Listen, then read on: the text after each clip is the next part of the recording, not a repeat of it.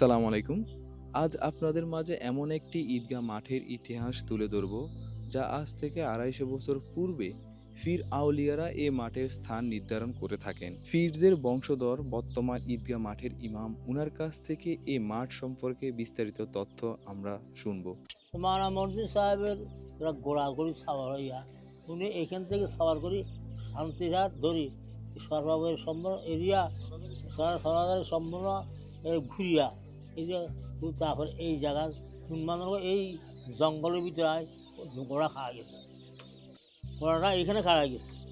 আর এই যখন এখানে খাড়া গেছে গোড়া, তখন মারা মসজিদ সাহেব গোড়া থেকে নামছে, নামিয়া সমস্ত এই বাড়িওয়ালা অর্থাৎ বন্ধুবান্ধব বাড়ি আছে সমস্ত বাড়ি সবাইকে ডাকছে, ডাকিয়া বললো যে আমি এখানে ঈদগাহ সবার জন্য একটা ঈদের নামাজ পড়ার জন্য একটা জায়গা চাইতেছি, আমরা কি মতামত ক।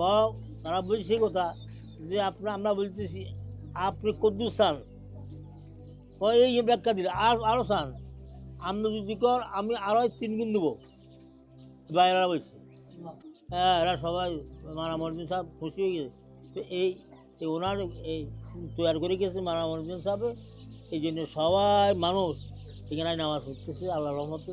আমার নাম নূর আহমদ, ৫০ বছর আমার চলছে, বুঝলেন। এটা আমার খেদমত এই খেলা এই ঈদগার প্রতিষ্ঠাতা 1 নম্বর মামলা মনির উদ্দিন সাহেব।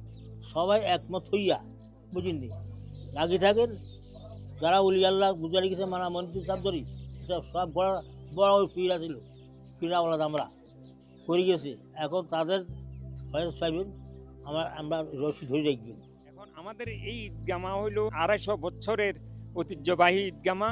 এই ঈদগামায় আমাদের এই কোম্পানিগঞ্জের সবচেয়ে বড় ঈদগামা হলো এটা। আমাদের বাড়ির লোকজনে জায়গা দিচ্ছে, ওই জায়গার উপরে ঈদগামা হচ্ছে। বিসমিল্লাহির রহমানির রহিম। সবাইকে ঈদ মোবারক।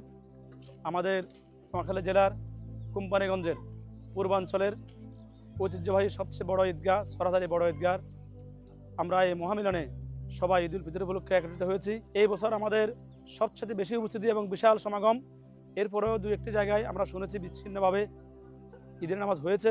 আশা করি আগামীতে তাও হবে না। সবাই আমাদেরকে একমত পোষণ করেছে যে আমরা সবাই একযোগে কাঁধে কাঁধ মিলিয়ে হাতে হাত রেখে আমরা সরাসরি বড় ঈদগাহে নামাজ পড়বো।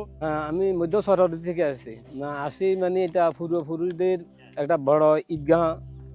এই কারণে আমার ছোটকাল থেকে আমার এখানে আসতে আনন্দ লাগে এবং ভালো লাগে, সব লোককে দেখা যায় এখানে। এই কারণে আমি আসি এবং আমি যতদিন বাঁচি ততদিন এই মাঠে আসবো, এটা আমি আশা রাখি। আপনারা দোয়া করবেন আমার জন্য।